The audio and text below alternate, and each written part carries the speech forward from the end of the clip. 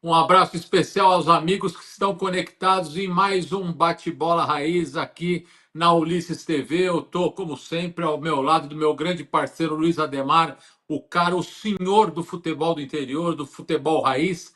E hoje a gente tem muita coisa que falar. A pauta está extensa, a pauta está muito legal. E ó, eu já mando para o Ademar. Ademar, um abraço para você, boa tarde. E no seu boa tarde, já dá um destaquezinho do Paulistão, Ademar, que a gente já tem muitos detalhes legal da edição de 2026 do ano que vem, né, Ademar? É verdade, Fabio. Muito bom dia, boa tarde ou boa noite, porque a internet tem essa facilidade. Qualquer É horário que verdade. você nos acompanhar aqui na Ulisses TV, nós estaremos ali para lhe informar. Fabio, nós transmitimos, né, na última terça-feira, o evento ao vivo, transmitimos ao vivo o evento que fez o sorteio do Campeonato Paulista, né? Federação Paulista anunciando que ele vai começar dia 11 de janeiro. Se ele está falando dia 11 de janeiro, eu sempre explico isso aqui. 11 de janeiro é um domingo. Então, evidentemente que alguns jogos as TVs agora vão acertar, a federação ainda vai divulgar a tabela, e aí você provavelmente no dia 10 você vai ter jogos no sábado, jogos no domingo, e vai se saber se vai ter na segunda ou não. Precisa ver todos esses detalhes, porque você vai ter o Paulistão, a Record no aberto continua, a TNT também faz, e a Cazé TV, né? Então você tem todas essas emissoras e aí você tem essa situação de você remanejar. O que foi de diferente, Fabião? A federação divulgou uma tabela com 11 datas, as 11 datas permitidas pela CBF. Porém, ela vai fazer uma solicitação. A gente está vendo aí todo o esqueminha, eu já explico esse esqueminha. A Federação Paulista vai fazer uma solicitação para a CBF para uma 12ª data. Se a CBF permitir essa 12ª data, as finais serão ida e volta. Caso a CBF não adiante essa Autoriza. data, a final será com um jogo único. O que a, CBF, a Federação Paulista fez e achei muito legal. A Federação Paulista fez o mesmo esquema que está fazendo a Liga dos Campeões. Ela dividiu os grupos, os times em quatro potes, e sempre explicando: nós não vamos ter mais grupos. Ah, vai ser a classificação dentro dos grupos. Não. A classificação agora vai ser os 16 normais, e você vai somando ponto, somando ponto. Terminaram as 8 rodadas, os 8 primeiros colocados se classificam para as quartas de final e os 2 últimos são rebaixados. Agora só com 8 jogos, vocês podem ver na nossa tela, cada time aqui da esquerda, ó, Santos, Palmeiras, São Paulo, Corinthians, Red Bull Bragantino, Novo Horizontino, Mirassol, São Bernardo, Velo Clube, Guarani, Portuguesa, Ponte Preta, Noroeste, Botafogo, Primavera e Capivariano. Cada time, vocês podem ver que tem 8 times ao lado deles. Então, eles vão fazer esses 8 jogos. Não é por essa ordem. A federação vai divulgar, por exemplo, aqui o primeiro Santos, aqui do lado esquerdo. Tem Palmeiras. Ele não vai enfrentar o Palmeiras logo de cara. Pode ser até que enfrente, mas a federação vai soltar ainda uma tabela, né? E ela explicou, de acordo com o policiamento, você não pode ter mais de um clássico por rodada, né? Então ela vai divulgar ainda essa tabela, mas o certo, por exemplo, pegando o Santos, que é o primeiro ali na tabela, o Santos, São Paulo, Palmeiras e Corinthians vão se enfrentar em todas. Então isso é uma certeza. Mas, por exemplo, só o São Paulo, além dos clássicos, vai enfrentar a Portuguesa e só o Palmeiras vai enfrentar a Portuguesa. Corinthians e Santos não enfrentarão a Portuguesa. Se a gente considerar que a Portuguesa é clássico, cada um tem seus. O São Paulo e o Palmeiras farão um clássico a mais do que o Corinthians e o Santos, por exemplo, porque a Portuguesa foi sorteada no grupo deles. Essa é uma situação. Por exemplo, vamos pegar aí um time Botafogo de Ribeirão Preto. Ele só vai jogar com o Palmeiras de grande. Ele só pegou o Palmeiras de grande. A Ponte Preta pegou o São Paulo e o Corinthians de grande. Então tem alguns times que vão enfrentar 2 grandes, tem outros que vão enfrentar um. Tem algumas situações assim, mas aí, assim como é na Liga dos Campeões, foi sorteio. Se o sorteio foi bom para você, por exemplo, para mim, que analiso sempre o Botafogo de Ribeirão Preto por fazer um programa de esportes na Tati Esportes, o Botafogo deu uma sorte tremenda. O Botafogo vai enfrentar só o Palmeiras de grande, ele vai enfrentar o Noroeste, o Primavera, o Capivariano, o Red Bull Bragantino, o Novo Horizontino, o Velo e o Guarani. Então, para aqueles times que vão jogar só 8 jogos para cair, você tem que pensar nisso, né? E acho que também ao contrário, e aí a Liga dos Campeões faz assim, por exemplo, o Corinthians, eu vou dar 2 exemplos, o Corinthians e o Palmeiras. O Corinthians acabou o Brasileiro, vai jogar a Copa do Brasil. Se ele eliminar o Cruzeiro, ele vai para a final. E ele vai jogar até perto do Natal. Concorda comigo, Fabião? Sem dúvida. O Palmeiras, se for campeão da Libertadores, o Palmeiras vai jogar um Mundial e vai jogar até perto do Natal. O campeonato. E aí, o que eles vão fazer? O Corinthians, durante o Mundial, o Corinthians, o São Paulo, o Santos não jogaram o Mundial, eles deram férias para os seus jogadores, tá tranquilo. Já... E o Palmeiras, que não deu férias para ninguém? É. O que ele faz? Ele vai chegar do Mundial, vai dar uma semaninha de férias e os caras já vão jogar num Paulistão, 8 jogos pode cair. E isso que eu achei preocupante, Fabião. Isso eu achei É. preocupante. Pode prejudicar grandes e pequenos. Pequenos, quando eu falo com respeito, o Botafogo de Ribeirão Preto enfrentando 2 times, vamos pegar médios. Botafogo de Ribeirão Preto enfrentando só o Palmeiras e a Ponte Preta, São Paulo e Corinthians, por exemplo. Além do próprio Guarani, que é um clássico, né? Mas, o A Ademar, Portuguesa. Oi. vai que eu já complemento fazendo uma Não, só pergunta. para, por exemplo, a portuguesa, vamos lá. Ela vai pegar o Mirassol, que está no Brasileirão, o São Paulo, que está no Brasileirão, o Palmeiras, que está no Brasileirão, 3 times de Brasileirão, mais Ponte e Guarani. Olha como a tabela dela é mais ingrata. Então, esse negócio de sorte, todo mundo concordou. Não adianta depois, lá atrás, a hora que começar o campeonato, falou: eu vou cair que eu fui prejudicado. Todo mundo aceitou. Mas que existe uma preocupação minha, em relação a isso, existe, viu, Fabião? O Ademar, que vai ter gente reclamando lá na frente, vai, né? Porque é um jogo de conveniência, né? Quando está conveniente para você, tudo bem. Quando fica mais difícil, você reclama. Agora, se todos concordaram, se o sorteio realmente beneficia um, teoricamente ou beneficia o outro, não tem problema, faz parte do jogo, todos assinaram e beleza pura. Agora, Ademar, me fala uma coisa: você mesmo fez essa projeção exemplificando o Palmeiras, que de repente pode voltar de um Mundial, uma semaninha e já tem que jogar o Paulistão com 8 rodadas apenas, com 8 jogos. Ademar, você viria uma outra saída com relação a isso ou é mazela do calendário brasileiro que não tem jeito? Fabião, eu vou te falar uma coisa assim, eu radicalizaria aqui em São Paulo, porque a gente tem a possibilidade, nós temos 16 na 1, 16 na 2, 16 na 3, 16 na 4, e aí dependendo, pode ser 20, 22, 25, lá na Bezinha são 5 divisões. Eu, muitos dos times estão se apresentando ou já se apresentaram agora em novembro. Você sabe disso, né? Principalmente os que não têm calendário nacional. Aham. E os próprios times que jogaram a Série D e a Série C já estão de férias faz tempo. Eu faria um campeonato ou com 32 ou com 40, que nem a Copa do Mundo. Ou que nem uma Copa do Brasil. Faria um campeonato começando em dezembro. Aí os times que jogam a Série B entrariam em janeiro, comecinho de janeiro, e os times que jogam a Série A mais para o final de janeiro, sabe? Eu faria um esquema assim para privilegiar quem é brasileirão, entra numa fase mais aguda. E não vai brigar por rebaixamento, cara. Tá no Brasileirão, cara. Sabe? Quem é Série B, e aí Série C e Série D começam junto com os outros. Eu teria essa situação que você vai ter. Eu tenho mapeado aí que os times da Série A2, A3 e A4, a maioria já está treinando e muitos vão se apresentar agora nessa segunda quinzena de novembro. Então os caras estão aptos para jogar já em dezembro. Então eu faria um negócio mais amplo. Acho que o futebol paulista não precisa de 5 divisões. Você poderia juntar a 1, a 2, ou até se quiser a 3.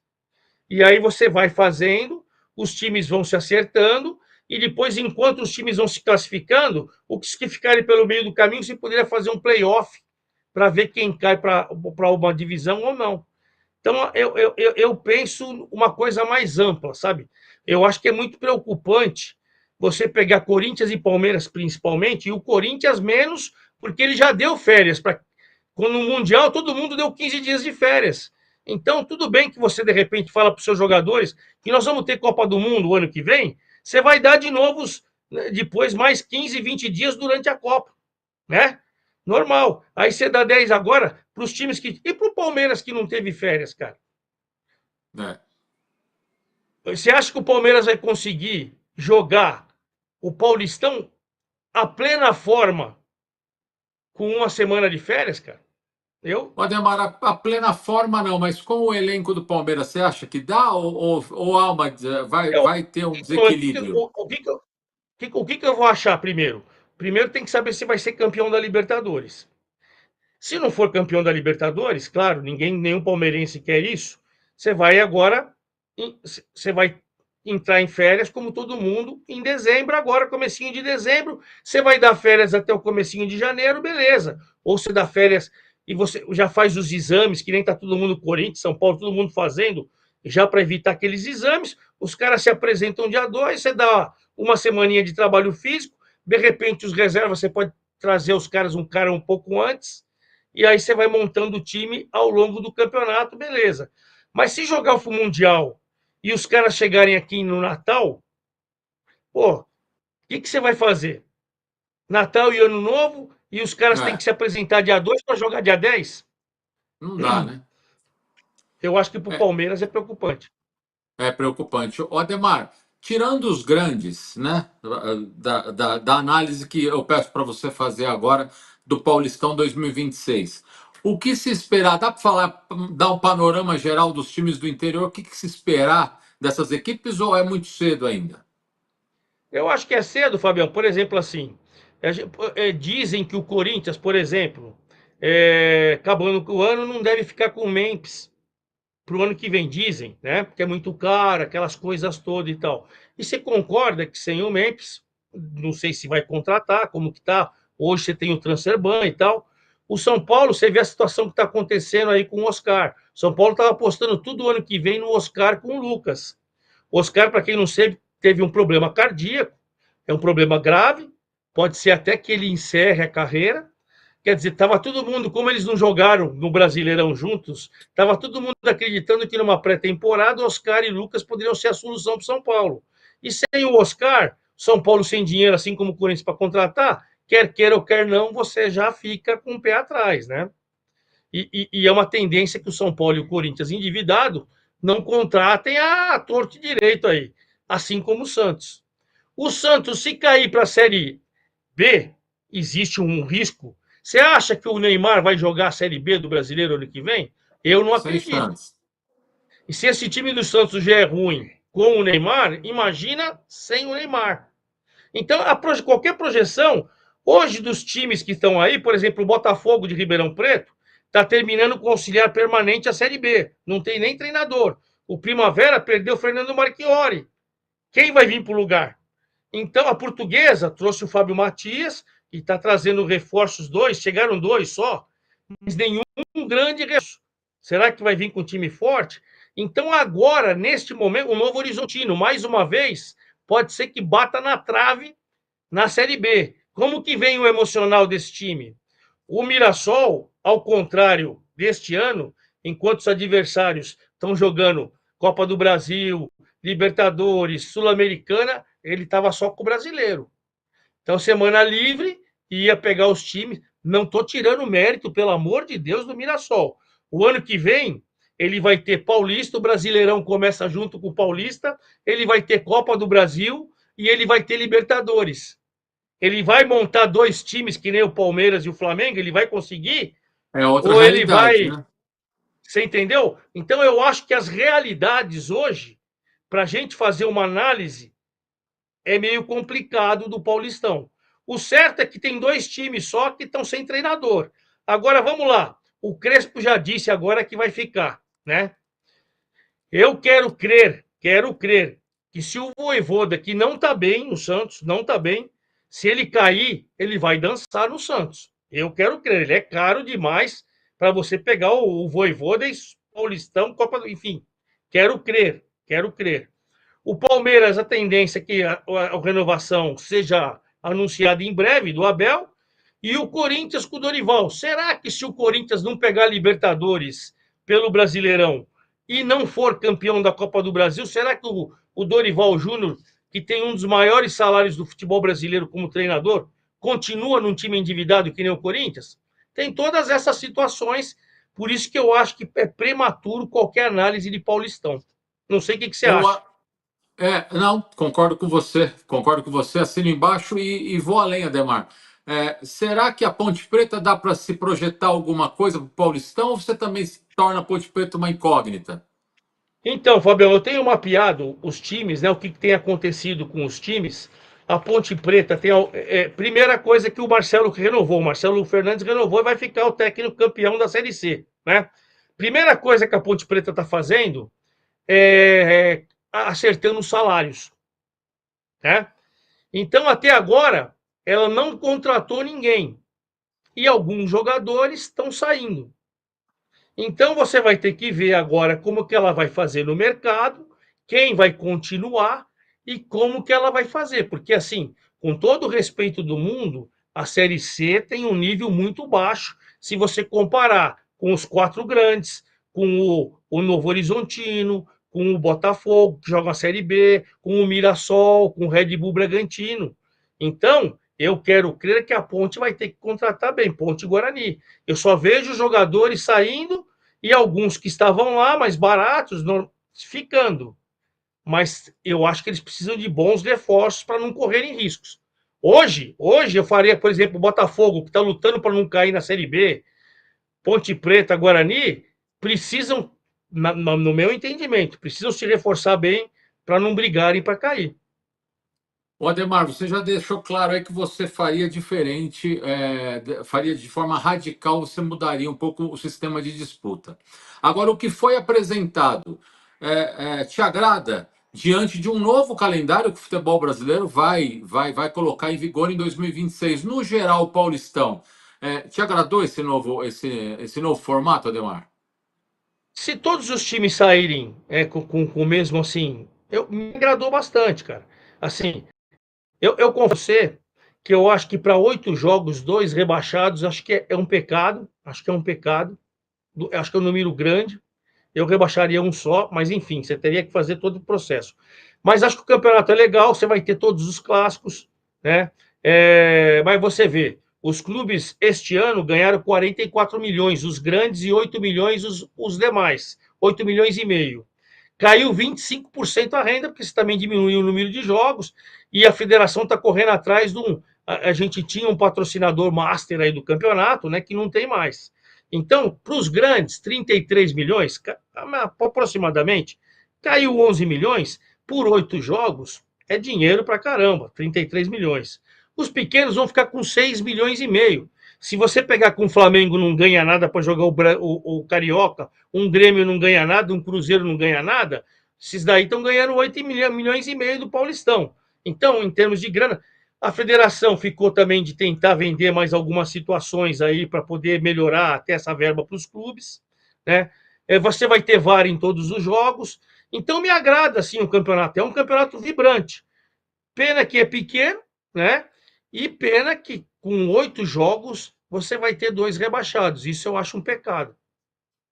É um pecado, eu acho que complica bastante. Infelizmente, o Campeonato Paulista é uma competição que sempre foi muito forte, mas parece que os estaduais cada vez perdem mais espaço. De repente, não perde tanta força, mas perde mais espaço.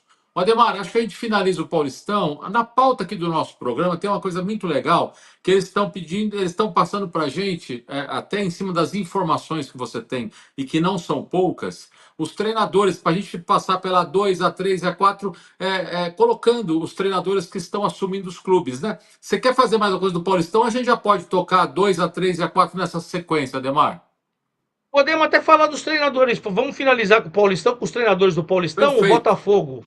O Botafogo de Ribeirão Preto está sem treinador. O Ivan Iso, que é o auxiliar permanente, está comandando lá. E o Primavera perdeu o Fernando Marchiori para o Caxias, também ainda não definiu seu treinador. Aí a gente tem o Hélio Cizenando, que continua no Capivariano, foi o campeão da Série A2. Corinthians está com o Dorival. O Guarani, mesmo não subindo, manteve o Matheus Costa da Série C. O Mirassol, trabalho brilhante do Rafael Guanais no Brasileirão. O Guilherme, que este ano comandou o Velo Clube, vai comandar agora, o ano que vem, o Noroeste. O Novo Horizontino, o Enderson Moreira, quero crer, subindo ou não subindo, porque o Novo Horizontino vai precisar ganhar do Goiás em Goiânia para ir na última rodada brigando para subir. Se ele perder nesse final de semana para o Goiás, já não sobe mais. Já chega na última rodada sem chance.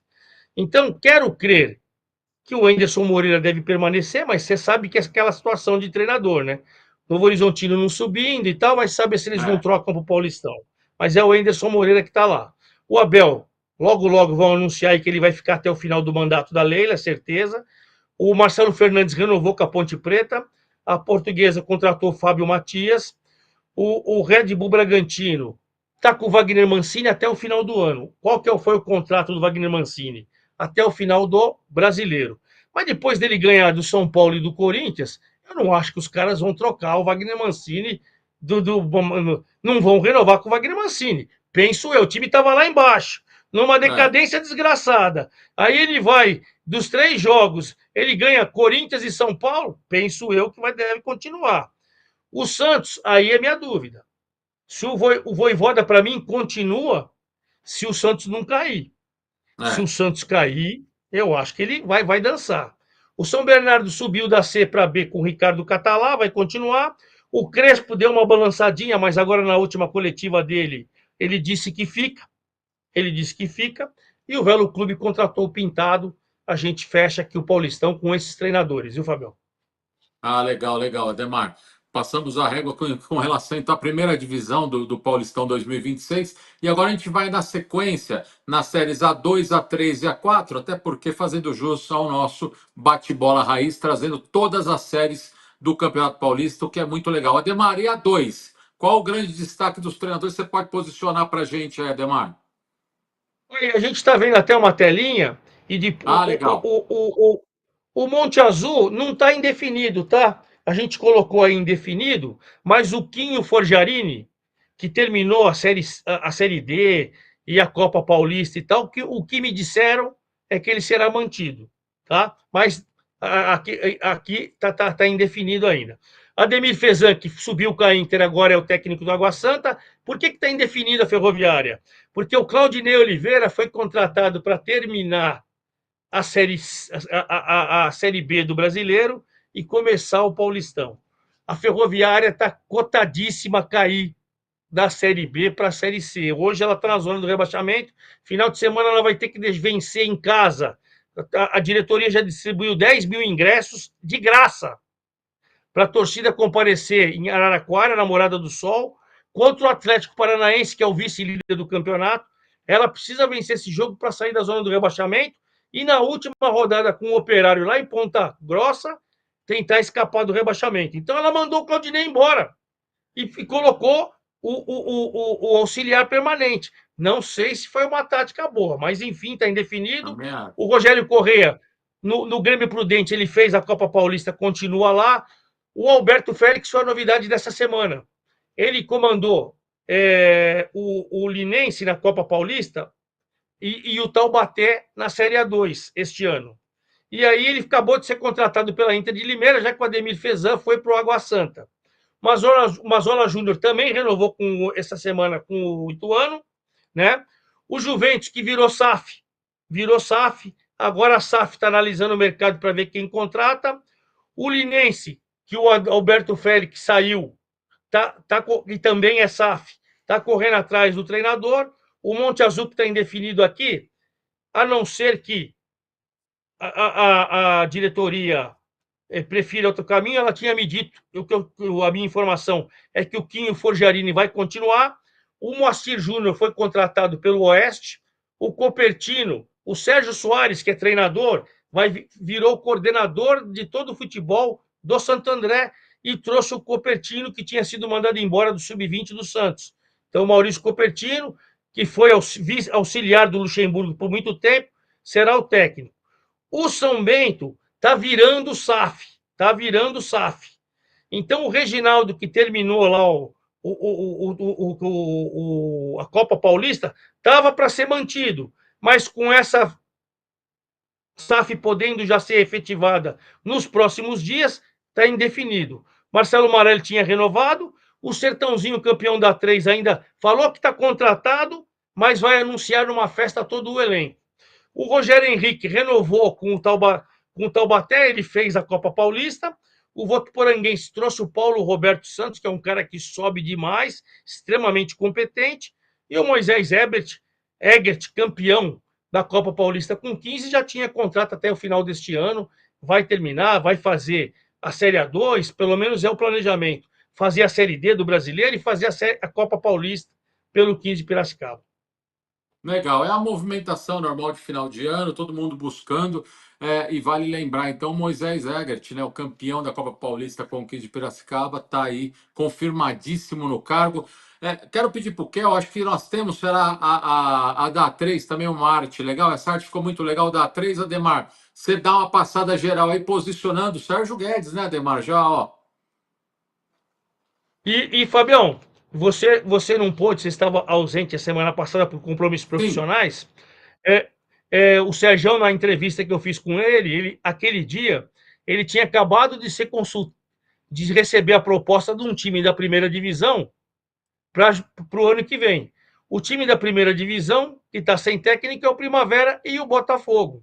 Então, como lá em Ribeirão Preto me falaram que não era o Botafogo, então provavelmente o Primavera tentou Primavera. contratar o Sergião, e o Sergião, extremamente ético, falou: eu dei minha palavra para a Portuguesa, não tenho como, por dinheiro nenhum, por situação nenhuma. Eu que montei o elenco tá, também vai ser anunciado, tá, ainda não anunciaram, mas falou assim: estou muito satisfeito com o elenco, né? Então, o Sérgio, vamos começar.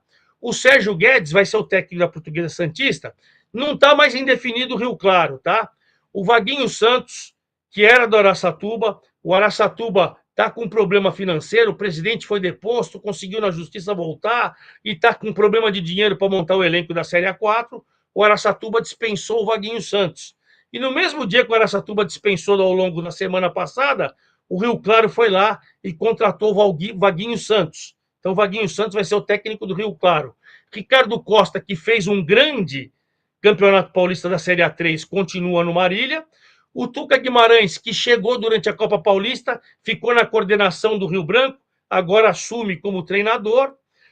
O Desportivo Brasil também me fala, está indefinido aí para nós, também me falaram que vai ser o Xandão, Alexandre Torresan, que comandou o Sub-20 no Campeonato Paulista, vai ser efetivado no profissional do Desportivo Brasil. Xandão Alexandre Torresan vai comandar o Desportivo Brasil. Danilo Sacramento renovou com União. O Ivan Canella, que fez, ele fez a Série A3 esse ano, uma grande Série A3 pelo Catanduva, saiu, foi comandar o Noroeste na Copa Paulista. O Ivan Canella também foi confirmado, voltou. A Itapirense, o Thales Campanati, que tinha terminado a Copa Paulista, ele chegou durante a Copa Paulista, renovou o contrato e vai ficar para a Série A3. O João Santos também vai continuar no Rio Preto, João Santos. Thiago Constância foi contratado pelo União Suzano. Tássio Lopes estava coordenando também na coordenação do 15 de Jaú, agora ele assume como treinador no 15 de Jaú. A Francana não está indefinido, só está numa dúvida. A Francana estava se transformando em SAF. Aí a empresa que estava assumindo a Francana não pegou as garantias, aquelas coisas tal. A gente sabe, e não estou falando que essa era, a gente sabe que está cheio de empresa picareta por aí. Aí você pede a documentação, as documentações que a Francana pediu. Aí esta semana a Francana desistiu, pelo menos num primeiro momento, dessa SAF. E essa SAF falou que não ia ficar com o Vantuil Rodrigues, que está 3 anos lá comandando. Aí, agora, sem essa SAF, a Francana contratou o técnico do Batatais, o português João Carlos Barros, para fazer a copinha. Então, o João Carlos Barros, que comandou o Batatais na mesinha, vai fazer vai fazer a Copa Paulista, desculpa, a Copinha, e aí a Francana, durante a Copinha, vai avaliar se depois da Copinha ele assume o profissional ou se o Vantuil Rodrigues, que é funcionário da casa, continua. Então, ou vai ser o Vantuil ou vai ser o João Carlos Barros. Aí você tem o Renato Peixe, que está voltando para o Esporte Clube São Bernardo, Luiz Carlos Martins, hein? O rei do acesso tem 23 Ah, acessos. O Bandeirante está montando um elenco de primeira. Hoje eu diria para você que o Bandeirante vai vir para brigar, hein? Aí União Barbarense não está mais indefinido. O Maurinho Fonseca, do Concórdia de Santa Catarina, acabou de ser contratado essa semana. Então, o Maurinho Fonseca foi contratado essa semana e o Rafael Pereira já tinha sido contratado. Ele foi campeão da A4 pelo Rio Branco ano passado, foi campeão da A4 pelo União Barbarense esse ano. E o Paulista, que teve 2 acessos depois que virou SAF, trouxe um técnico campeão para tentar ser campeão, para tentar subir pelo 3º ano seguido. Então, essa é a situação de agora da Série A3. o Ademar, já pedindo a arte da série A4 para nós passarmos, mas já fica uma expectativa, pelo menos da minha parte, enorme para saber até onde vai esse bandeirante. Luiz Carlos Martins, a gente sabe realmente o número de acessos que ele tem, a competência que ele tem, o quanto que ele conhece futebol do interior do estado, do interior de São Paulo. O Ademar, o Bandeirantes virou SAF também? O Bandeirante tá em vias de, sim, tá em vias de, né? Assim, os times estão todos, os que não viraram SAF, estão procurando empresas e tal para ser administrado, a empresa vai tocando, vou não sei o quê, vai vendo as dívidas do clube, se é viável. Pô, esse é o exemplo do Comercial. O Comercial tinha 3 propostas, ela escolheu ainda não virou SAF, essa empresa, durante 60 dias, está analisando toda a documentação, está analisando a proposta, prometendo investir 200 milhões, mas enfim. E aí eles estão trocando documentações para ver se vira SAF ou não. Então, tem muitas desses clubes que estão num processo mas não fecharam ainda. Legal. Ademar, nós já Bom, vamos para a estamos com Série a A4. arte aí da série A4. Vamos É, lá? é. A Série A4, o que eu falei para vocês, o Vaguinho Dias saiu, foi lá para o Rio Claro, então agora o Araçatuba ainda não definiu seu treinador. Gustavo Marciano, que fez a 4 desse ano pelo Barretos, voltou. O Wagner Souza, que fez a Série A4 pelo Colorado Caieiro esse ano, voltou. Robert Valdavino, que fez um grande, foi até semifinal da Copa Paulista, continua no Comercial.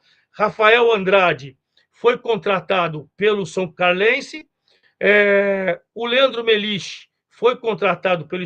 Você tem 2 Suzanos, o União Suzano da Série A3 e o Esporte Clube União Suzano, que geralmente todo mundo chama de Ecos, contratou o Leandro Melich, que fez um trabalho muito bom no Rio Branco de Americana, e ele já tinha feito também na base do Ibrachina. O Márcio Grigio, você vai lembrar da nossa época de setorista e tudo, jogou na Com Portuguesa, jogou certeza. no Juventus. Ele fez grandes trabalhos na base do Santo André, do São Caetano. Sua primeira experiência profissional como treinador, agora comandando, vai ser na Inter de Bebedouro. Márcio Grigio. Adriano Piemonte, ele é vereador em Santos, ele é delegado e ele esse ano está voltando para ser o treinador do Jabaquara. Augusto Ambrosio, meu amigo Augusto Ambrosio, falei com ele esses dias no WhatsApp, vai comandar o Joseense, que vai jogar, já falei para vocês, em Jacareí. O Max Sandro foi contratado para ser o técnico do Taubaté. O Nacional da Capital está indefinido, que ele vai ver se o técnico da Copinha vai para o profissional ou não. O Perapolense trouxe de volta o Valmir Israel. O São Caetano não está mais indefinido. Ontem, essa semana, o São Caetano anunciou que o Reginaldo Lima, que fez a Copa Paulista pelo São Caetano, vai continuar. O presidente efetivou ele, vai dar oportunidade, já tirou fotinho os dois juntos, então o Reginaldo Lima vai ser o técnico do São Caetano. Davi Zaquel, campeão da Bezinha, renovou e continua no Tanabi. O Silvinho Canuto, que fez a Copa Paulista pelo Oeste, foi contratado pelo Taquaritinga.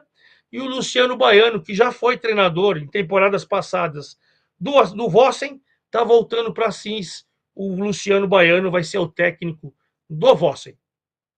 Legal, legal. Nossa, demos uma passada. Ô, Ademar, eu duvido que nós tenhamos pelo menos um programa que passe por todas as séries, realmente fazendo jus ao nome Futebol Raiz, que nem nós temos aqui na Ulisses TV, muito legal. Você é uma enciclopédia de informações também atuais. Atualizamos a série, ó, o Paulistão, a série A2, A3, A4, e agora a gente vira a página. O Ademar, nós tivemos o primeiro jogo da decisão do Sub-20, o Campeonato Paulista Sub-20. Nós tivemos o clássico, você acompanhou com o Ulisses Costa na narração, o Puzov na reportagem.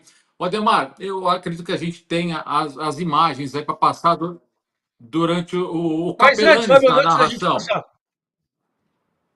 Fala aí, eu Ademar. até queria. Não, eu tô pegando a fichinha aqui, porque antes da gente, a gente tem que fazer uma. Eu falei durante a transmissão, porque ontem eu acompanhei o São Paulo. O São Paulo tá jogando, ao contrário do Santos, São Paulo e Santos estão na final. A hora que o São Paulo eliminou o Guarani e o Santos eliminou o Palmeiras, a competição parou 15 dias. Por que parou 15 dias? O São Paulo, que é o atual campeão da Copa do Brasil, aliás, o São Paulo tem 4 títulos da Copa do Brasil, está brigando pelo quinto. O São Paulo, nesse período, a federação deu uma pausa para o São Paulo. O São Paulo jogou a primeira fase, que era jogo único, com o Operário, meteu 7-0, se classificou para a segunda fase. Aí ele pegou o Grêmio numa quarta-feira e empatou em Porto Alegre 1-1. Depois, quarta-feira passada, ele ganhou do Grêmio 1-0. Aí ele foi jogar com o Santos, empatou 1-1 na Vila. Ontem jogou em Fortaleza, lá no PV, ganhou do Fortaleza por 2-0. Agora ele joga com o Santos domingo e vai jogar quarta-feira, brigando por vaga para a semifinal da Copa do Brasil. Por que eu estou falando isso? Porque a gente tem uma situação que a gente tem que alertar, que a gente fala muito do calendário do profissional, e é verdade, é massacrante e tal, né? Mas os clubes, São Paulo e Santos, estão classificados para a Copa do Brasil do ano que vem, porque a Copa do Brasil só disputa campeão e vice de cada estadual. Só para explicar. Então, o São Paulo e o Santos já estão na Copa do Brasil do ano que vem, jogarão, né? E o São Paulo está nessa Copa do Brasil porque ele e o Novo Horizontino disputaram a final. O Novo Horizontino foi campeão, São Paulo vice. O Novo Horizontino empatou o jogo, também está nessa terceira fase, empatou em casa com 1-1 com o time do Maranhão, o IAP. E aí o São Paulo, o Campeonato Paulista deu esse ato aí. Então o São Paulo, entre a classificação do Grêmio, que ele eliminou o Grêmio, e esse primeiro jogo que ele jogou ontem, inclusive com metade do time reserva, para preservar para a final, onde o São Paulo jogou. E eu vou explicar. O São Paulo ficou com o goleiro, o lateral direito, trocou os 2 zagueiros e o lateral esquerdo. Então, para preservar para a final. Aí o São Paulo ficou com o camisa 8, Jorginey, e o Pedro Ferreira do time titular, só trocou o volante. E trocou os 2 atacantes. Então, São Paulo ontem com um time misto, para justamente agora nós vamos entrar nesse jogo que o São Paulo jogou com o Santos na Vila Belmiro, e foi 1-1 num primeiro tempo mais ou menos, e no segundo tempo eletrizante. Ademar, a gente vai falar sobre esse jogo aí que você acompanhou, só fazendo uma correção aqui. Quem narrou foi o Capelanes, e na final, agora no jogo da volta, que a gente vai ter Ulisses e você novamente, assim como o Bruno Puzóvio nas reportagens. Ademar, e aí, como é que foi esse primeiro jogo, esse 1-1?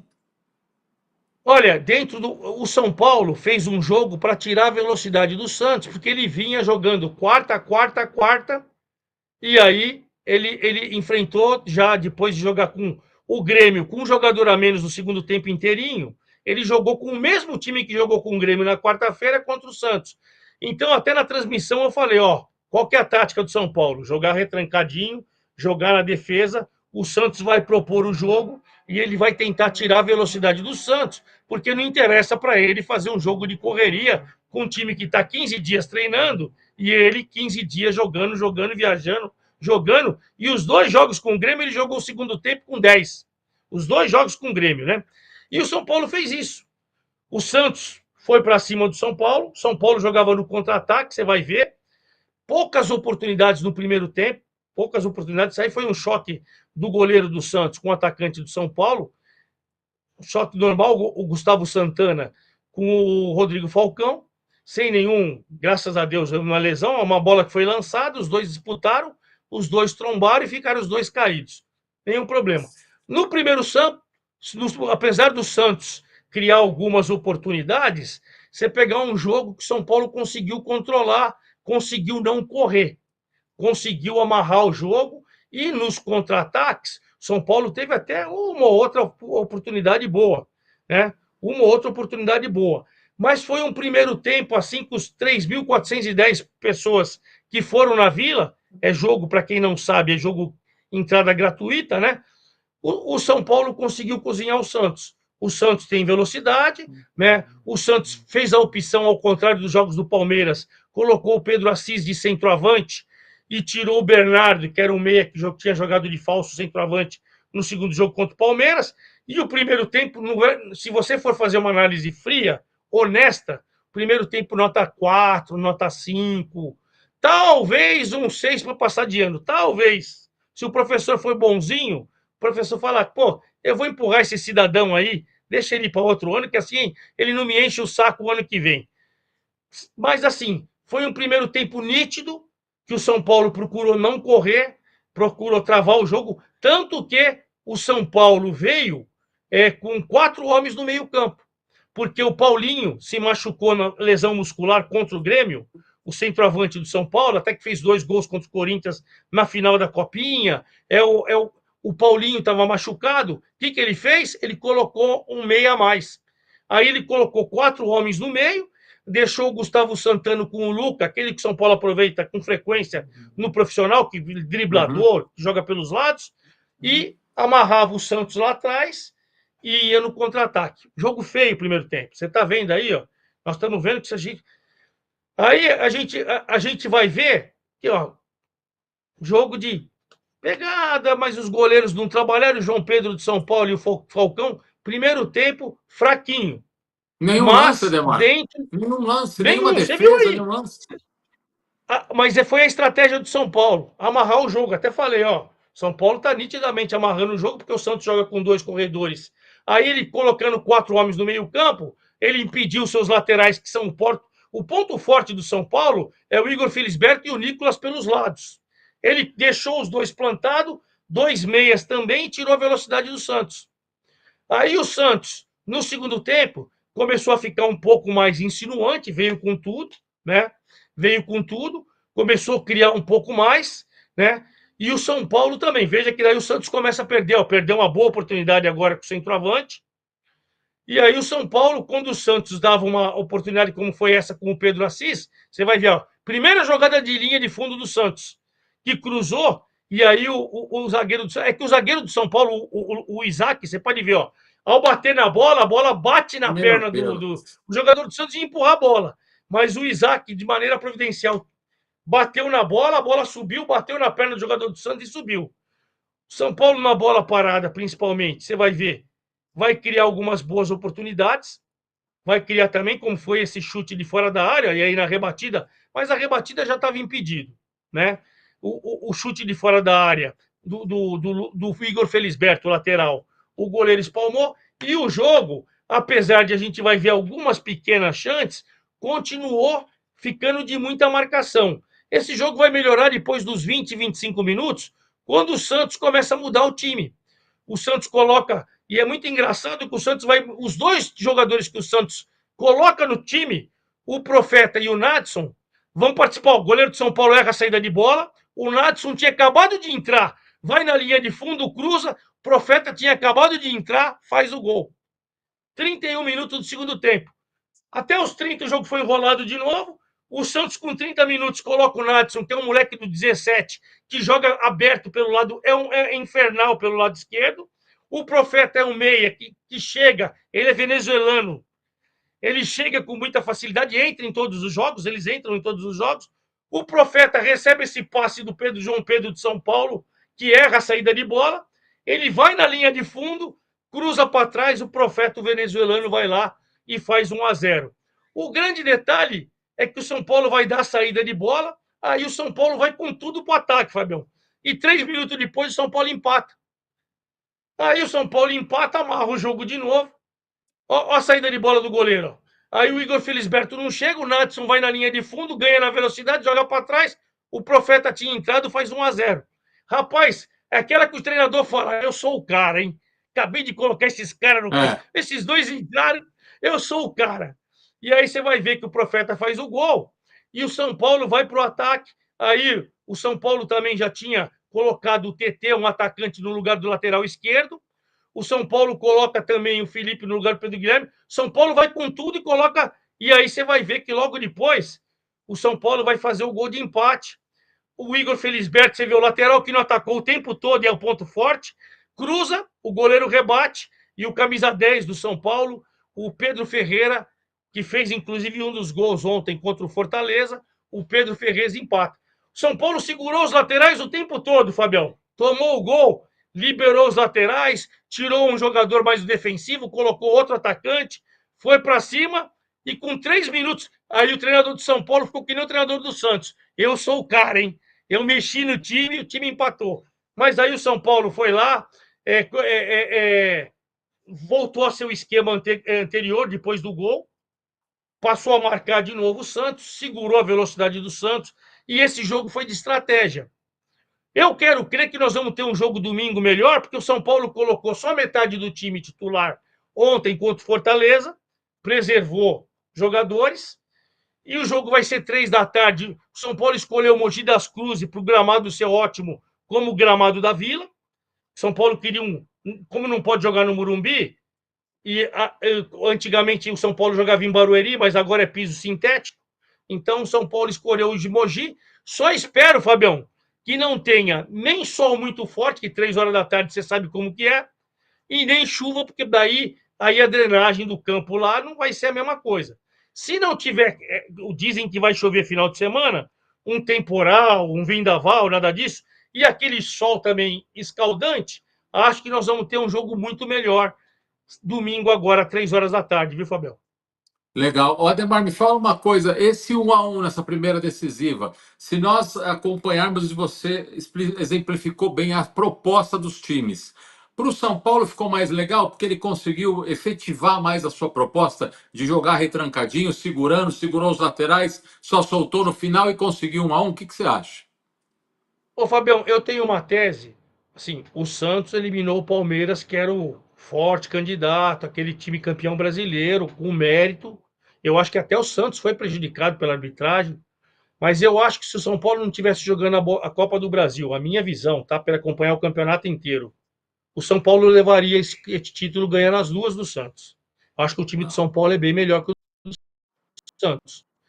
A minha visão, tá? Todo mundo vai falar, cara, é São Paulino. Não, pelo contrário, cara. Eu sou São Paulino, eu não escondo meu time, mas eu sou um cara super profissional. Acho o time do São Paulo muito bom. Tanto que ganhou de um Corinthians que é fortíssimo a copinha, mesmo levando o seu titular e o seu camisa 10 para o time de cima, que eles já estavam fazendo a pré-temporada para o Paulistão. E o São Paulo foi campeão da Copinha. O São Paulo é o atual campeão da Copa do Brasil. O São Paulo é vice-campeão paulista. Foi mal só no Campeonato Brasileiro, quando ele levou meio time para o time de cima e o presidente de São Paulo já vendeu meio time. Essa molecada toda que foi para cima já foi vendida, né? Então, assim, mas mesmo esse time do São Paulo me agrada mais. Agora, o Santos vai ter o Vinícius Lira, que é um baita lateral esquerdo que volta, estava suspenso. Ele é um baita lateral esquerdo de volta nesse jogo. E o São Paulo preservando metade do time, acho que vai ter metade do time pelo menos inteira. Não vai precisar fazer uma proposta de ficar lá jogando só pelo contra-ataque, porque está cansado, porque fez 2 jogos com o Grêmio, quarta e domingo, no segundo tempo todinho, 10-11 do Grêmio. Então, acho que agora o São Paulo vai fazer um jogo mais igual. Eu acho que o São Paulo é favorito porque tem um time melhor, mas o Santos, depois do que fez contra o Palmeiras, você tem que sempre respeitar o Santos, e até porque eu acho que com o retorno do seu lateral esquerdo, que é um dos seus pontos fortes, né? O Santos ataca muito pelo lado direito. Não sei se o Santos vai devolver o Sherman, que não jogou o primeiro jogo porque estava à disposição profissional. O Robinho Júnior, certeza que ele não vai liberar. O Santos está numa situação difícil e vai jogar com o Palmeiras no sábado.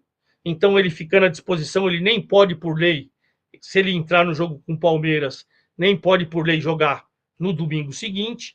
Enfim, mas tomara que a gente tenha um jogo melhor, porque se você viu pelos melhores momentos, o São Paulo travou o jogo, travou o Santos. Quando o Santos faz a substituição e faz o gol, o São Paulo vai lá e coloca os times, empata logo em seguida. Então foi um jogo de nível geral, nota 6, só a primeira final. Não foi um grande jogo, Fabião. A decisão vai ser domingo mesmo, 15 horas. E olha, muito legal, vai ser em Mogi das Cruzes, vai ser agora mando do São Paulo e Santos. E nós vamos estar com a equipe realmente com o Ulisses Costa na narração, o Ademar trazendo todos os detalhes e comentando o jogo e o Bruno Puzóvio na reportagem. O jogo está 15 horas. Eu quero até perguntar para o Kel, se ele puder nos colocar aí, que horas que a gente vai abrir a transmissão, Ademar? Porque a gente costuma 14 dar uma. horas. 14 14 horas. horas. Perfeito, É, então. A partir das 14 horas a gente já tem todos os detalhes, né, Ademar? isso. A gente vai entrar às 14 horas com todos os detalhes, a campanha dos dois times, o que aconteceu, que nem a gente fez agora aqui no primeiro jogo e tal, a situação de cada um, explicando o Santos. Aí a gente vai ver, né, se o Sherman vem, o Vinícius Lira volta, os dois laterais são importantes para esse time do Santos. O Robinho Júnior, eu tenho certeza que será aproveitado no sábado contra o Palmeiras. Não é possível. Eu vejo o Vojvoda, e nós já falamos com o César Sampaio aqui, porra, não tem condição, É cara. Você tem que impressionante. aproveitar mais os moleques da base, senão o Santos vai cair se não aproveitar a molecada da base, até que é só. E eu espero que a gente tenha um grande jogo, porque promete. Promete. Os dois times, inclusive, como eu disse, estão classificados para a Copa do Brasil do ano que vem. Só pontuando para os amigos que estão conectados em mais um Bate-Bola Raiz, nós temos a agenda na Ulisses TV. Nesta sexta-feira, o domingo, que eu já apresentei aqui o jogo do Sub-20, com a abertura da transmissão às 2 da tarde, e nós temos transmissão também na segunda-feira. Amanhã, sexta-feira, nós temos Chapecoense e Atlético Piauiense, jogo da volta do Campeonato Brasileiro de Futsal, muito legal, às 20h40, aqui na Ulisses TV. E nós temos na segunda, Demar, 8 da noite, o Traipu e Passo Fundo. Jogaço, promete demais. Eu acompanhei o jogo da ida ao lado do Brunão e amanhã, na segunda-feira, 8 da noite, tem a partida de volta. E às 10h30 tem a Copa Rexona de Imprensa CESP. Demar, estão maltratando muito a bola? Os jornalistas foram Olha, ficar. tem uma turma aí que tá maltratando a bola, assim, viu, rapaz? Tem A muito gente, fã do a gente, Salgueiro aí maltratando, viu? os caras tem os caras aí, rapaz. Outra, tem jogo que você sai alegrinho, tem jogo que você sai tristinho, tristinho. Nós fizemos segunda e terça agora, 10h30, 11h30 e meia-noite e meia. O das meninas é sempre legal, é sempre bem disputado, é sempre equilibrado. Você vê umas meninas talentosas e as que não têm tanto talento e nem precisam ter, a vontade que elas jogam. É muito legal o futebol feminino aqui, que a gente sempre, as nossas aberturas são com a mulherada, e as mulheradas, cara, estão jogando bola, rapaz, tá muito legal. Agora, Ô, os marmanjos, tem os marmanjos aí que eu vou te falar uma coisa, viu? ô, Ademar, e me fala uma coisa. Ele é amigo nosso, o Leandro Quesada, ele tá mais para Guardiola ou mais para Papai Joel? Cara, a gente colocou ele como Oswaldo Oliveira, né? Opa, legal. Oswaldo Quesada Oliveira. Mas, rapaz, o Capelanes veio aqui e falou que ele tá parecido com o Ronaldo Esper. Não, não, é nosso Ronaldo Esper. Aí a gente não sabe se ele é Ronaldo Esper, se ele é o Oswaldo Oliveira, ou ele fala que ele é o Quesada Klopp, é o Klopp Quesada. Aí a gente não Ô, sabe o que acontece, viu? ô, Ademar, eu já jogo a bola para você para a gente finalizar mais um Futebol Raiz e você apresentando o especial que nós vamos apresentar agora. E já deixo um abraço para você, sempre um prazer, Ademar. Prazer é todo meu, Fabião. Agora nós vamos falar sobre a Ponte Preta, né? A Ponte Preta que mesmo com crise financeira, ela sai de um paulista legal. Ela tinha o Alberto Valentim como treinador. O Alberto Valentim está no América Mineiro. Foi fazendo um campeonato de primeiro colocado. A Série C, para quem não sabe, são 20 times, 19 rodadas, turno único. Os 8 primeiros classificam para os mata-matas, 2 quadrangulares, e os 4 últimos caem. E a Ponte Preta começou arrasadora, em primeiro, em primeiro, em primeiro. De repente, o mês parou de ter 30 dias, Fabião. Aí o mês Ah, começou a ter 40, começou a ter 50, começou a ter 60. A Ponte Preta vai. Aí alguns jogadores, Danilo Barcelos, por exemplo, lateral esquerdo, o Alberto Valentim, vão pegando outras propostas que eles receberam, outras propostas financeiras bem melhores. E aí o que acontece? Eles começam a ir embora, a Ponte Preta fica sem treinador, o Guarani tinha mandado embora, que estava jogando a Série C também, o Guarani manda embora o Marcelo Fernandes, a Ponte Preta vai buscar o Marcelo chega, conversa com a rapaziada, gente, a Ponte Preta nunca foi campeão nacional, se a gente subir, aí a Ponte Preta vai pagar, ela não é caloteira, ela está com problemas financeiros e tal, conseguiu entrar na cabeça da rapaziada, quem não saiu, ele pegou também, foi lá na base, trouxe alguns moleques da base, aí o time voltou, mesmo sem receber, terminou a primeira fase em segundo, bem próximo do Caxias, que foi o primeiro, chegou nos mata-matas, ganha do Guarani, na casa do Guarani, que ele tinha comandado, ganha os 3 jogos de ida, e quando ele empata o 4º jogo de ida, ele já sobe. Foi o primeiro time a subir, e depois ele, mais uma vez, ganha do Guarani, e impede o acesso do Guarani, e se transforma no finalista, né?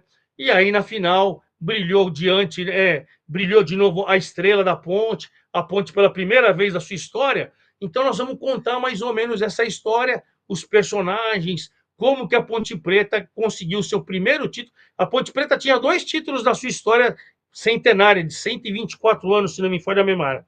2 títulos de Série A2, em 69, que era a antiga intermediária, e agora, mais recentemente, acho que em 2022 ou 2023, ela venceu a Série A2. E agora ela tem um título nacional, vai jogar a Série B, e agora eu torço muito que a Ponte Preta consiga patrocinadores, investimento, pague todos os campeões e venha com um time forte, que vai ter calendário bom, vai ter Paulistão, vai ter Série B, vai ter Copa do Brasil, enfim. É a Ponte Preta renascendo das cinzas, a Ponte Preta que na minha época, na sua época, na década de 80, a gente comprava a revista Placar e via lá Ponte Preta e Guarani montando uma seleção brasileira. Lembra dessa, Fabião? Se lembro, que saudade, viu? Então vamos fazer um especialzinho Vamos nessa. contando essa história, essa trajetória e esse título maravilhoso. Parabéns à macaca querida. Valeu, Ademar. Então, fiquem com o especial e até a próxima, Ademar. Fiquem com Deus, até a próxima. Amigos e amigas da Ulisses TV, o canal do futebol raiz, a Ponte Preta é a campeã brasileira da Série C. Primeiro título nacional na história da macaca, 125 anos. A Ponte Preta só havia conquistado o título da divisão especial, que seria aí considerada a Série A2 em 69, e agora em 2023 ela também ganhou a Série A2 e voltou para a primeira divisão do Campeonato Paulista. No cenário nacional, a Ponte Preta nunca tinha conquistado um título, foi o primeiro da sua história com 125 anos e uma saga espetacular. Claro, a Ulisses TV, o canal do futebol raiz, não vai deixar passar batido isso aí, não vai. Claro que não. Vamos contar a saga da Ponte, porque é uma saga maravilhosa. Nós, cronistas esportivos, torcedores, todo mundo fala, o jogador só pensa em dinheiro, o jogador não honra a camisa e tal. A Ponte Preta, devendo salário, perdeu parte do elenco ao longo da Série C, perdeu o treinador Alberto Valentim, todos foram embora por propostas melhores, porque estavam com os salários atrasados. A Ponte Preta contratou o Marcelo Fernandes, técnico que havia sido demitido do Guarani, o seu rival, e tomou muita pancada. O Marcelo chega, arruma a casa, valoriza jogadores da base, valoriza os jogadores que estavam lá, vai mudando o time, traz a Ponte Preta para a fase decisiva. É o primeiro clube a subir para a Série B e depois, eliminando o rival Guarani, vai para a final e ganha a final do Londrina, onde o técnico era o Roger era aquele centroavante que começou lá na Ponte Preta. Então essa saga maravilhosa merece ser contada para vocês, esse título espetacular, essa façanha da Ponte Preta no seu primeiro caneco nacional. Bom, para a gente poder começar a contar a história da Ponte Preta e do título, a gente tem que contar que a Série C, este ano de 2025, teve 20 clubes com 19 rodadas, turno único para você classificar os 8 primeiros colocados para os quadrangulares decisivos e aí os 4 últimos serem rebaixados. Então vamos colocar os participantes. Além da Ponte Preta, do futebol paulista, a gente teve o Guarani, a gente teve o São Bernardo, a gente teve o Ituano aqui do futebol paulista. Caxias do Rio Grande do Sul, Náutico de Recife, Londrina do Paraná, Brusque de Santa Catarina, Floresta do Ceará, Confiança e Itabaiana do Sergipe, Ipiranga do Rio Grande do Sul também, Maringá do Paraná, Botafogo da Paraíba, Figueirense de Santa Catarina, Anápolis de Goiás, CSA de Alagoas, ABC de Natal, Retrô de Pernambuco e Tombense de Minas Gerais. Foram os 20 participantes. A Ponte Preta começou com o Alberto Valentim. Eu vou dar 2 jogadores experientes que foram embora ao longo da competição, o Maguinho, lateral direito, com muita história na Série A e B do Brasileiro, e o Danilo Barcelos, que já tinha jogado pela Ponte Preta, Botafogo do Rio e tal, também chegou, jogadores experientes para jogar pela Ponte Preta. E esses 20 clubes, na primeira fase, estavam correndo atrás do quê? Atrás das 8 vagas. Então, a Ponte Preta, nesse início de Série C, foi muito bem. Se você pegar que são 19 rodadas, até o meio, a Ponte Preta foi liderando. Sempre esteve no G8. A gente tem que sempre pensar no G8, porque o G8 são os 8 times que vão se classificar para a fase decisiva. E a Ponte Preta foi. Verdade seja dita, ao longo dessa primeira fase, que são 19 rodadas, a Ponte Preta atrasou salário, a Ponte Preta teve reclamação por parte de jogadores, a Ponte Preta teve ameaça de jogadores de ir embora, né? E a Ponte Preta foi driblando sem conseguir fazer com que o mês tivesse 30 dias. A Ponte Preta não conseguia pagar o salário certinho.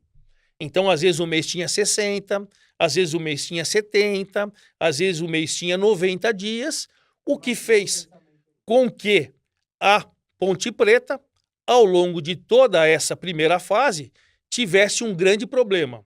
Qual que é esse problema? A troca de jogadores. O Maguinho, lateral direito, foi embora.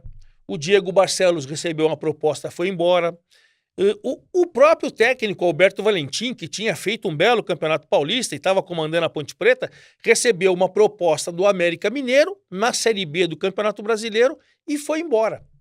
E mesmo com todos esses problemas, esses percalços, principalmente financeiros, a Ponte Preta foi seguindo seu caminho. Para escolher um novo comandante, para colocar a equipe novamente na rota de vitórias. Começou a ter uns tropeços, começou a desabar da primeira para a segunda, da segunda para a quarta, mas dentro do G8. A Ponte Preta escolheu o Marcelo Fernandes.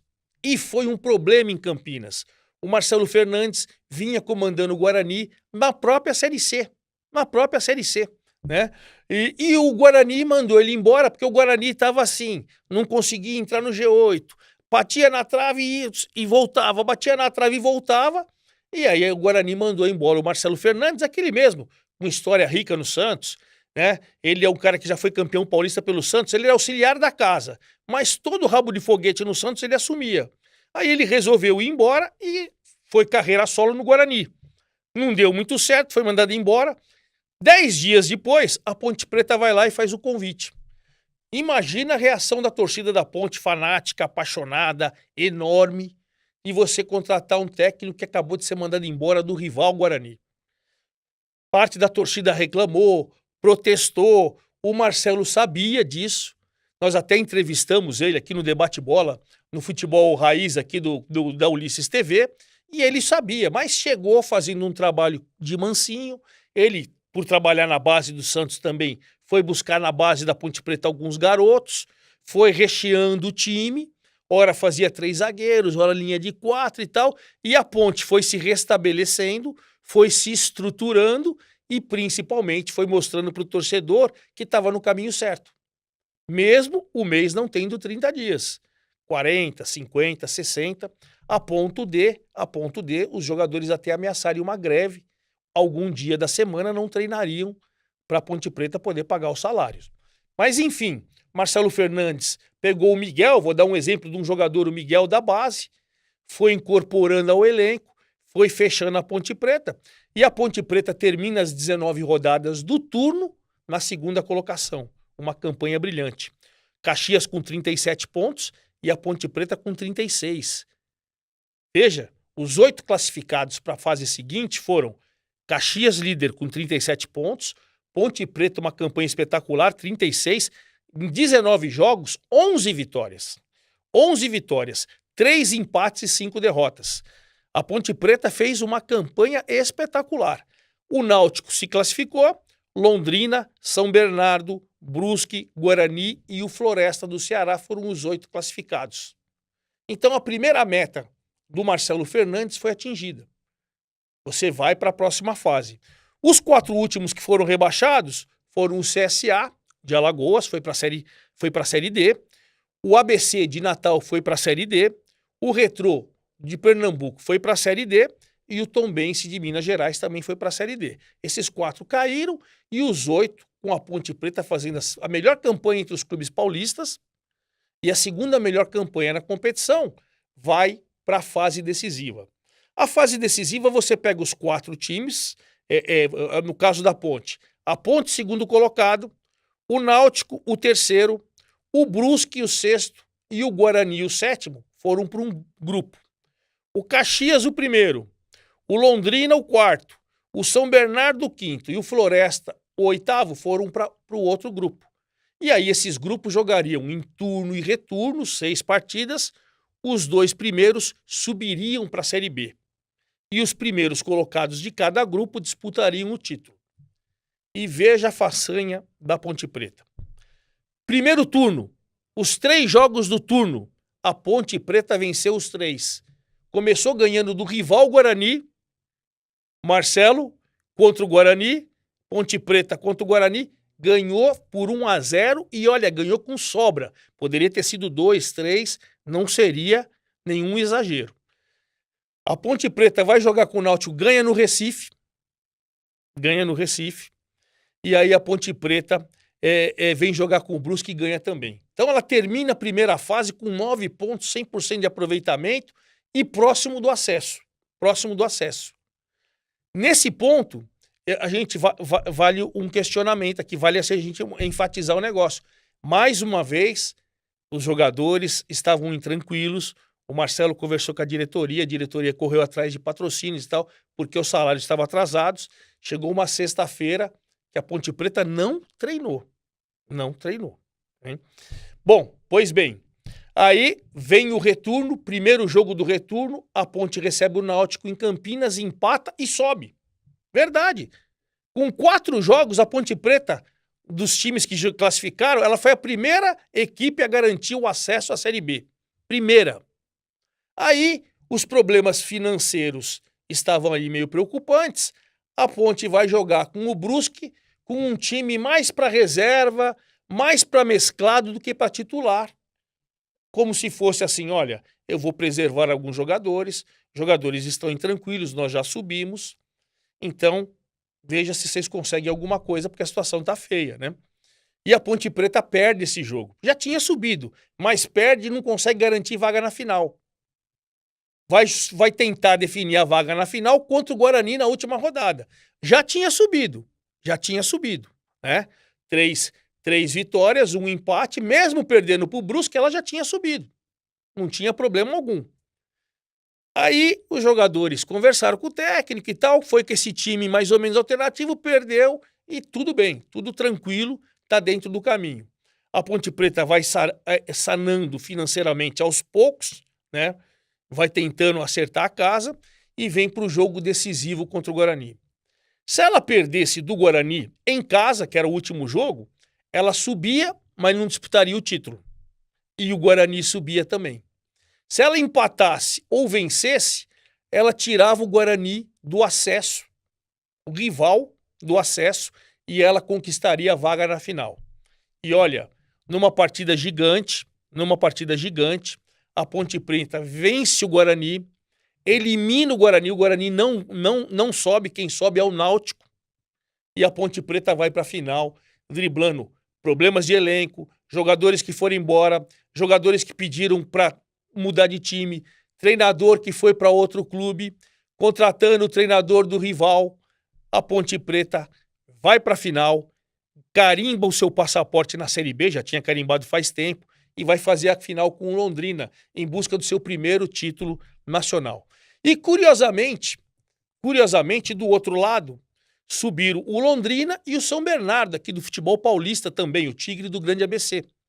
Só que o São Bernardo foi segundo colocado, o Náutico no grupo da Ponte Preta foi segundo, eles entraram em férias, mas festejaram o acesso. A Ponte e o Londrina, os líderes de cada grupo, foram disputar o título, e a Ponte tinha no Londrina o técnico que começou na Ponte, o Roger. Roger, centroavante, cara, filho da casa. Você já pensou perder um título para um cara que foi, desde a categoria de base, criado pela Ponte, e o primeiro título nacional da Ponte poderia ser tirado por um filho da casa? Olha que coisa até fascinante, né? Fascinante para o Londrina, que se surpreende a Ponte com um pontepretano. O Roger nunca escondeu. Veio jogar no São Paulo, no Palmeiras, entrevistei, nunca escondeu que era pontepretano. E um pontepretano poderia tirar o primeiro título nacional da Ponte Preta. Pois bem, o primeiro jogo foi no estádio Vitorino Gonçalves Dias, o VGD, lá em Londrina, e terminou 0-0. Terminou 0-0. O Londrina, em determinado momento da partida, foi até melhor que a Ponte, e o Londrina não consegue vencer. A Ponte traz um 0-0 para Campinas. E aí agora, neste último final de semana, jogando no Moisés Lucarelli, diante de... Eu anotei aqui 14.623 torcedores de maneira oficial. Eu acho que tinha mais, mas oficialmente 14.623 para uma renda de R$ 313.420. Só que como tinha muito torcedor que não conseguiu ingresso, a partida foi desenrolando e muitos torcedores ficaram fora do estádio vibrando, vindo do radinho, vindo na televisão, aqui no celular e tal. Hora que deu mais ou menos uns 20, 25, já estava definida a partida 2-0. Quando a Ponte Preta faz 2-0, a Ponte Preta abriu os portões e aí todo mundo que estava fora começou a entrar, rapaz. Aí esses 14 viraram 30. O estádio ficou abarrotado, a Ponte abriu os portões e todo mundo começou a entrar. Mas enfim, vamos contar a história da final, porque é o seguinte, eu faço questão até de colocar os dois times, a escalação dos dois times. A Ponte Preta venceu por 2-0. Diego Silva, Pacheco, Wanderson, Simon e Arthur, a linha defensiva. Meio campo, Rodrigo Souza, depois entrou o Lucas Cândido, Luiz Felipe, depois entrou o Léo Oliveira, o Elvis, depois entrou o Miguel da base. Diego Tavares, depois entrou o Gé, que ficou um longo tempo o artilheiro da Ponte machucado, nessa reta final que ele foi voltar. Bruno Lopes, que comecinho de jogo, o centroavante da Ponte sai machucado, menos de 10 minutos do primeiro tempo. Entrou o Serginho e o Toró. O Toró é aquele mesmo que começou na base do São Paulo, Jonas Toró. Ele estava no Botafogo de Ribeirão Preto, jogou pelo Botafogo de Ribeirão Preto esse ano no Paulistão, muito mal, encostado no Botafogo. Aí a Ponte Preta, com a debandada de jogadores, pediu o empréstimo do Toró. E o Toró chega, o Vitor Andrade, aquele mesmo que estava no Santos e tal, que já tinha ido embora porque não estava recebendo salário e tal.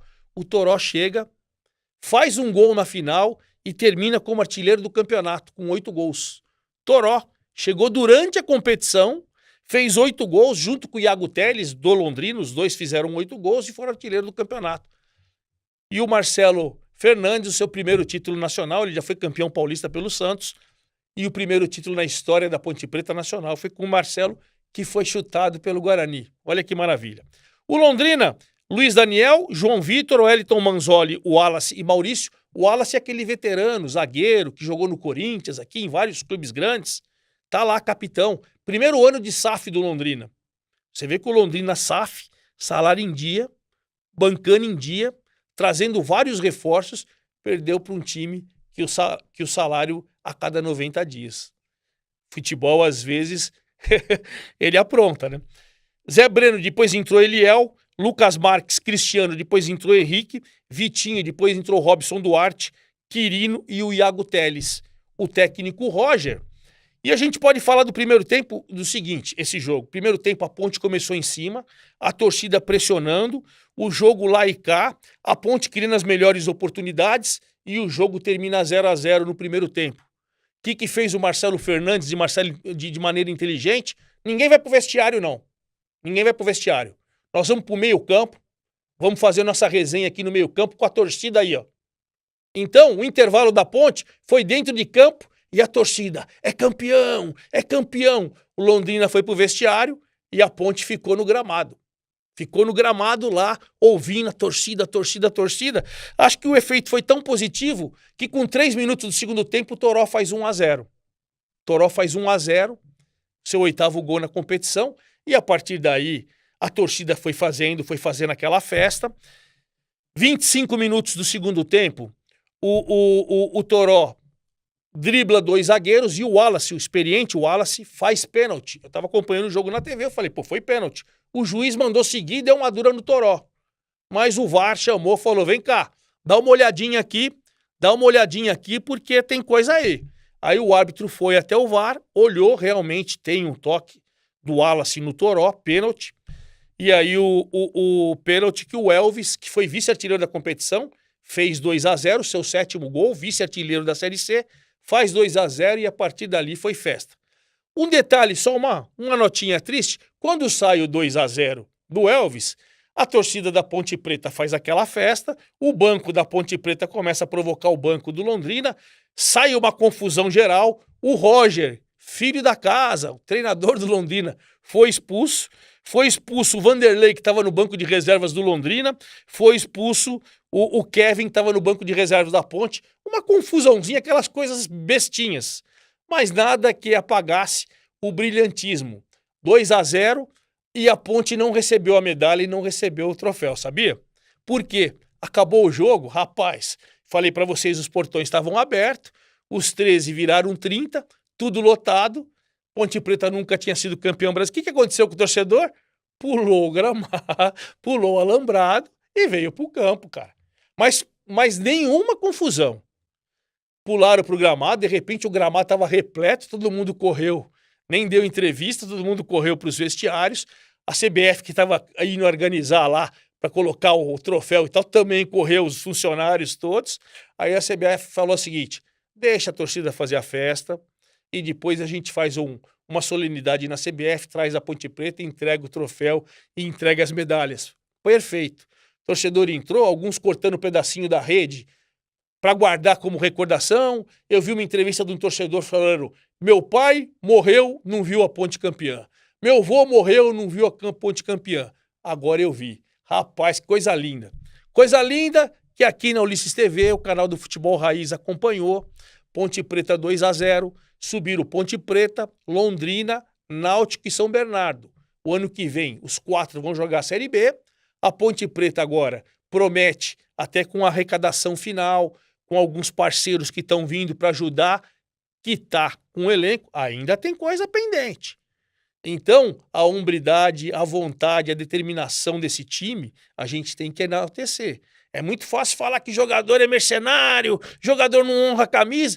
Esses caras que ficaram na Ponte, que não foram embora por outras propostas, que permaneceram, chegaram em segundo na primeira fase, foi o primeiro time a garantir classificação para a Série B e o primeiro título nacional na história de 125 anos da Macaca Querida.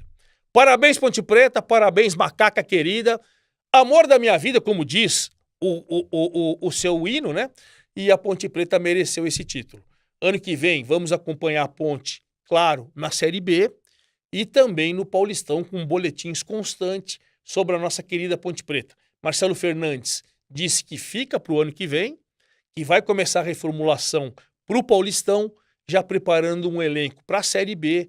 Tem Copa do Brasil, tem muita coisa para vir pela Ponte e a Ponte merece esse sucesso. Parabéns, Macaca Querida! Esse título é merecido. É isso aí, a Ulisses TV, acompanhando o futebol raiz e acompanhando o título da Ponte. E aqui em São Paulo, São Bernardo também subiu, junto com o Náutico e junto com o próprio Londrina. Um abraço, fiquem com Deus, até a próxima.